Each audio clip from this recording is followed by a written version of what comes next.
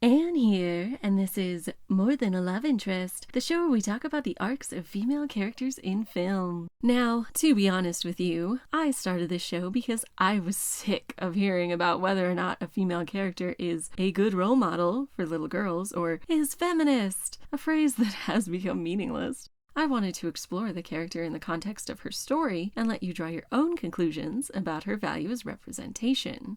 And I figured it was time for us to talk about the lightning rod of that kind of criticism: Disney princesses.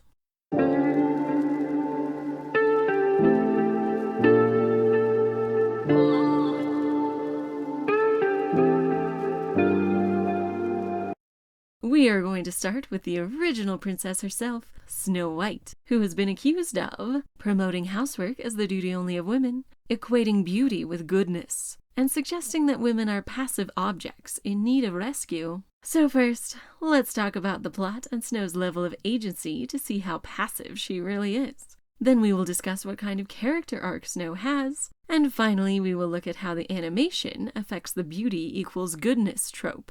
Let's get started. A character's agency is established by how much they are written to impact the plot versus how much it impacts them. So here are the things that are the result of someone else's actions on Snow White. Her stepmother's jealousy, being forced to be a scullery maid, the prince happening along at the right time, the huntsman helping her escape, the animals helping her find somewhere to live, the dwarves letting her live there, the queen finding her, the queen giving her the poisoned apple, and the prince happening along at the right time yet again. Now, these are the main plot points of the film, so it does look like Snow has very little agency, but most of these are actually set up as a result of something Snow does. The queen despises Snow for what she is. She is beautiful, and the queen is overcome with jealousy. She has probably met Snow, but they do not exchange a single word until the very end. So the queen, as an antagonizing force, is completely outside of Snow's control because it has nothing to do with how she acted towards her stepmother. Everything else, though, is a result of Snow's personality and efforts. Let's talk about the huntsman first. He is a servant of the queen, but resists her orders due to Snow's innocence. But your majesty, the little princess! When he has her out in the woods to kill her, he changes his mind because of how Snow acts. I beg of your highness, forgive me. As I mentioned in the intro, this movie has a strong beauty equals goodness moral, but it is not the only motivator for the characters around Snow. The huntsman also sees her being good in action. She helps a little lost bird find its family. So while Snow's beauty is on the outside, this is a clear example of it being more than skin deep. She is a good person, and the huntsman is aware that the queen hates her for no reason she can control. She's mad, jealous of you. She'll stop at nothing. So goes against his orders because one of the morals of the story is that kindness begets kindness. Next, the animals that help her do so because she saved that little bird. Birdie leads the others in most of the efforts the animals make on Snow's behalf because she was good and kind for no reason other than that being who she is as a person. We don't get a scene where the animals are overcome by her beauty. They are convinced to help her because she is helpful first. The dwarves do have a scene where her beauty convinces them not to hurt her as she sleeps, but this is not what convinces them to let her stay in their house. Her status as the princess and her willingness to help them while she is there is what does. She has already tidied up their cottage, and she immediately offers to keep house for them. Clean the house and surprise them. Then maybe they'll let me stay. So while she does offer to do chores for them, they do not make any demands of her and are convinced to help her because she has already shown kindness to them. Another example of Snow's good actions bringing people to her side. Pudding and gooseberry pie? Gooseberry pie! Hooray! Finally, and most importantly for agency, let's talk about the nameless prince. The prince first comes along because she is singing about her dearest wish being her true love to take her away. Now you could say that it is a poor example of agency for a woman's greatest wish to be a man. I don't think that's what's being set up here though. Snow is basically a captive princess, forced into servitude by the queen. She is persevering through this abuse by daydreaming about what she reasonably expects to be what frees her from this situation, getting married. So she is passively waiting for this obvious solution to her plight when we meet her, but she is not passive for long. When her life is in danger, she doesn't go running into the prince, or just sit around bemoaning it. She actually flees into the woods by herself and is prepared to just live there now. The kindness of the dwarves gives her another option, but she did not need the dwarves or the prince to escape her stepmother. Second, Wanna know a secret? This is a world where magic exists, and she tells her dove friends, and the audience, that this is a wishing well. There is no reason to think it isn't a real wishing well, not with her stepmother up there doing real magic. In fact, when the queen finds out the way to break the curse, she cackles to herself that true love's kiss is no danger. The dwarfs will think she's dead. Because the dwarves will bury Snow alive, not because true love isn't a literal reality in this world. Snow makes a wish to save herself, and it works. It brings the prince to her now and leads him back to her in the spring when she needs it. So yes, she wished for a man to save her, but it wasn't an idle wish. Even her later wish on the poisoned apple seems to come true in the same way. And that he will carry me away to his castle. Because she is using real magic in her wishes. The prince has few lines and no personality that's established because his agency isn't important. Snow's is. She conjures him to save herself. This is not a love story. This is not a story where the romance is particularly relevant to the plot. The relationship is set up at the beginning just so the prince, being a kind of deus ex machina, at the end is a little better than the original story where he was just some dude who happened to wander by. At least now they know each other and are literally true loves. So I feel like this criticism is a little overblown. And she fell in love. Was it hard to do? It was very easy. But if you want to get into it, let's get into it. First, I just want to reiterate that this is not a love story. This is so much not a love story that half of the couple doesn't even get a name. He has no scenes with anyone else, and there really is nothing to suggest he is more than the manifestation of the wish Snow made in the wishing well. The fact that she wished for a true love instead of something more practical is a more valid criticism, but if you are worried about having little girls watch this and get the impression that they must wait around to be saved by a man, I don't think that is a takeaway any child watching will have. Snow doesn't sit around and wait for the prince. She gets herself out of the bad situation and finds other allies, who ultimately fail her before the prince, from the wish she made, comes along to do what she actively wished for. It's true that Snow is not very active in the plot, but Snow is resourceful and a good person, and that gets her to the happy ending. So, to be honest here, I definitely did not go into this movie expecting Snow to be a good or interesting representation of a female character. I was pleasantly surprised by how she is not just a passive figure of beauty, inspiring people to act, but that she actually inspires those who help her through her actions, not just her appearance or her helplessness. Later princesses have greater agency, of course, but Snow does impact the plot, and I hardly think limited agency is a reason not to allow little girls to watch this movie. The target audience is young children, who can often feel trapped and powerless in their lives. Snow can be an aspirational figure who manages to escape a bad situation and find people to help her by being resolute and compassionate in the face of adversity, which is basically the plot of the second Captain America movie, and no one is saying Steve Rogers is a bad role model.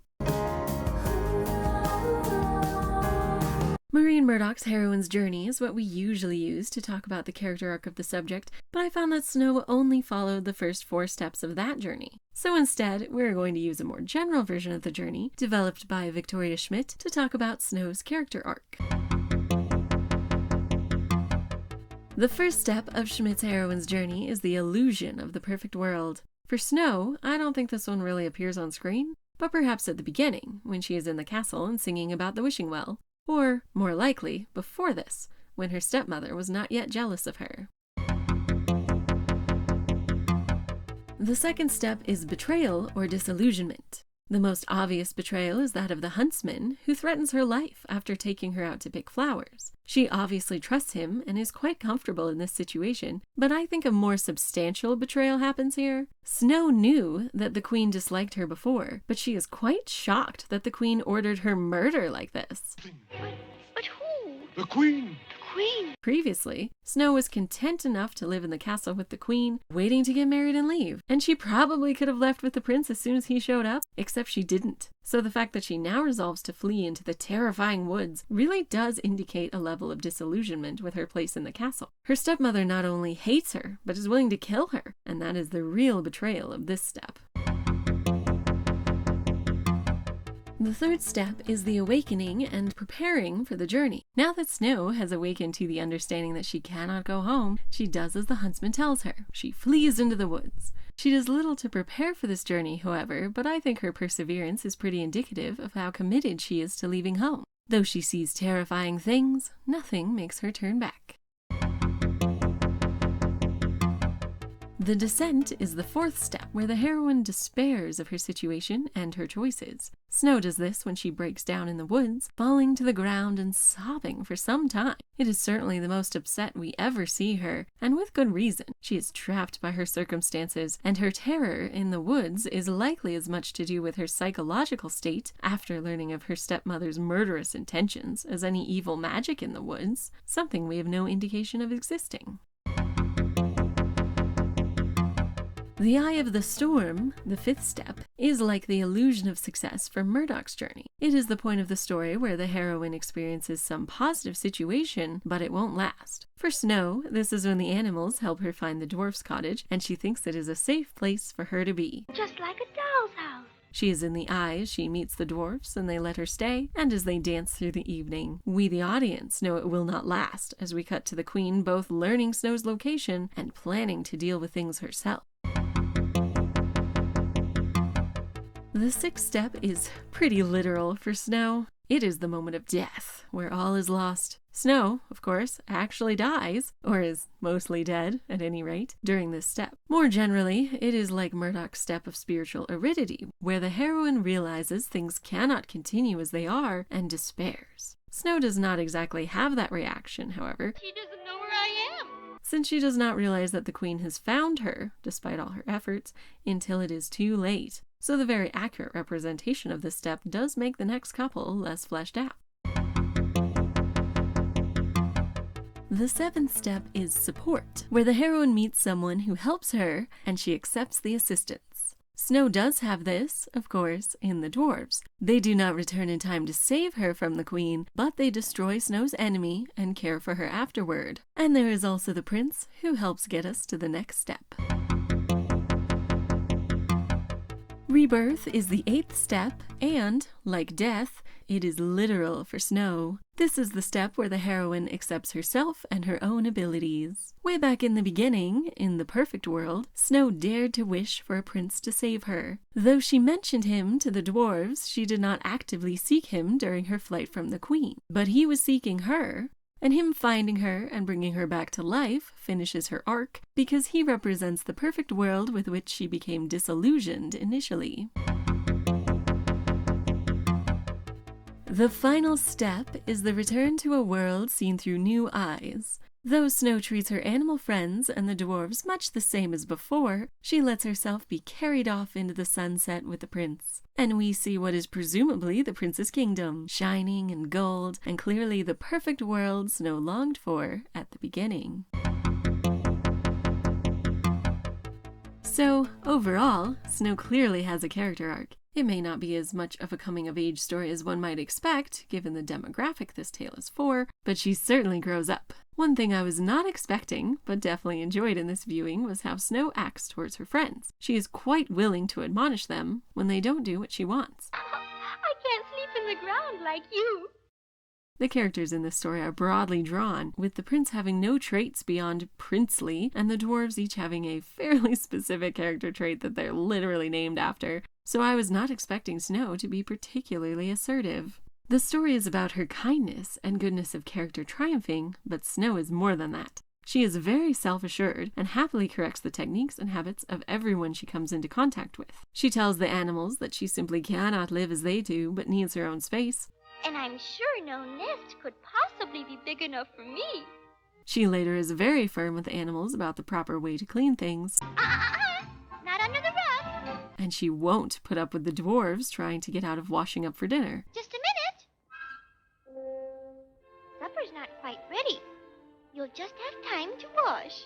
She is not the demure beauty who wins by being beautiful, but she actually is her own person and is very confident in who she is. Her life has just been saved by the animals and then by the dwarves, but she will not let that stop her from giving them firm but gentle commands. And I found that rather refreshing, especially given the recent rash of female characters whose main character trait is strong female character. Snow tries to be nice, but she doesn't care if anyone is offended. She will have those dishes washed correctly because she is the mom friend, which is certainly more nuanced than I really expected from a teenage girl in a movie from 1937.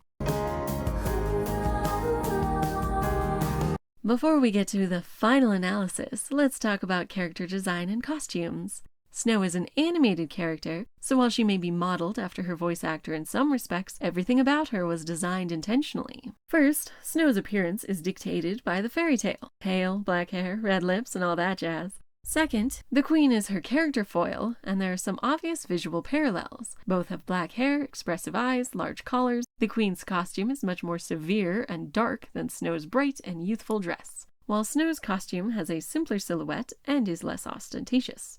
The queen sits on a throne that looks like a peacock, while Snow is usually sitting on a simple wooden chair. So they are clearly opposites in many respects. One thing I noticed is how the motif of reflection is used. This may have just been a cool thing to do in animation at the time, since the dwarves see their reflection during the washing scene for no thematic reason I can think of, but the moral of the story is about appearances not mattering as much as one's actions, so emphasizing reflections makes sense. All this starts because of a mirror reflecting the truth at the queen that she did not want to know. We first see her face as a reflection in the mirror. The last time we see her face, or nearly, is when she is reflected in the chalice containing the potion she has just made to turn herself into the crone. I think it's intriguing how this incredibly vain woman decided the cleverest disguise possible would be to make herself hideous. Snow also has a couple of reflections, but both in her first scene. We see her reflected in the wishing well as she wishes for someone who loves her. Then the prince comes along and they first see each other as reflections in the well. So the queen's reflection leads to her true ugliness of character becoming external, while Snow sees her future. Whether that was intentional or not, let's get back to what this section is about. Does Snow's character design or costumes objectify her or undermine her role in the story? I don't think so, not generally. However, there is a point where the camera highlights Snow's beauty when the dwarves first see her. Overall, I think the story has the message of beauty being less important than actions, but the framing sort of implies that the queen's fault is just vanity, and not the fact that she is an evil witch who mocks skeletons in her dungeon for dying of thirst. Thirsty? I will drink. And does terrible things to everyone. Snow White is beautiful and good, the queen is beautiful but evil, and then her outsides match her insides when she becomes the crone, while Snow remains lovely no matter what happens, even in death, because of her goodness. So this moral is certainly present, but the heavy focus on Snow's pretty face somewhat undermines this idea. But I think presenting anything visually that has this kind of moral about physical beauty is going to be tricky, just like how the Hunger Games marketing inevitably undermines the message by being too much like what the Capitol would do. Or like how that great YA book series Uglies can never really be put to film without undermining its message. Alright, finally, let's talk about the last thing we haven't gotten to from the initial accusations I mentioned. Does Snow White emphasize that doing household chores is just the realm of women? I think that claim ignores what is actually happening in the movie. Everyone is working, from sunup to sundown. The majority of songs are about work, from hi-ho to whistle while you work. It's a more than usually accurate representation of peasant life, where everyone's labor is extremely valuable and necessary for survival. There is also the fact that Snow is not being set up as the lone woman compared to a bunch of men. Though they have beards, the dwarves are obviously coded as children, with one exception. They don't want to do their chores, they don't want to wash, they get into goofy shenanigans for the children watching to enjoy. The only man in the story is the prince. So the dichotomy being presented is not along gender lines, but actually separating the sole adult from the many children. Now if you're saying, but Anne, isn't that still a reductive role for women? Well, no single character can be all things to all women, and I'm just pointing out that maybe writing Snow off because she tidies up isn't exactly a good faith reaction. But lest you think this movie is a forgotten gem, there is one major reason I would hesitate to show this to children, and that is the dwarves, and specifically Grumpy. Generally, I've found the caricatures that the dwarves represent to be a little problematic at times. He don't talk none. You mean he can't talk? He don't know. He never tried. But that is outside my wheelhouse, so let's get back to Grumpy. Oh, shut up and tell her to get out. Grumpy does not like women, Women. and, in fact, points out the flaws in women for nearly all of his lines. Women. But I'm warning you. You give them an inch, and they'll walk all over you. And Snow just smiles and tolerates it and eventually wins him over, though not in the same way that everyone else is won over. He doesn't go from being neutral to deciding to help her. He goes from actively disliking all women to thinking, maybe this one is okay. And that is something I very much don't like. It sends the, probably unintended, message that people who mock you for bigoted reasons must just be tolerated, and eventually they may see you as the exception to the rule. Ah yes, the reason we all aspire to be not like other girls at some point or another. Unlike the fairy tale elements of a magical prince, or the mundane element of housework, this kind of behavior is a real issue that women face, and the presented solution of just putting up with it is what really makes this movie not worth rewatching, at least for me. So, final verdict, is Snow White a good role model for children? I would say yes, but with a caveat. Snow teaches children to be kind and good, Hello there. What's the matter? to be assertive and stand up for yourself, I can't sleep in the ground like you. to get yourself out of an abusive familial situation, Please don't send me away. If you do, she'll kill me. Kill you? Who will? Yes, who? My stepmother, the queen. and that treating people well will help you. The message of beauty equals goodness is unfortunate, but is common in many other movies, especially animated ones, so I personally wouldn't draw the line at this one. I would draw the line at Grumpy, however, but whether either of these overshadow the positives is up to you. I do think that Snow herself is a great role model, and I hope any remakes hold true to that while shedding the more problematic elements. Before I go, I would like to leave you with a book recommendation. Fractured fairy tales are definitely one of my favorite genres, and my favorite retelling of Snow White is Dark Shimmer by Donna Jo Napoli, which is set in Venice and told from the evil stepmother's perspective. Please comment with your recommendation. Thank you for listening to me talk about Snow White. Please join me next time on More Than a Love Interest as we talk about the next Disney princess, Cinderella. Please like, comment, subscribe, ring the bell, all the things so you don't miss it. See you then.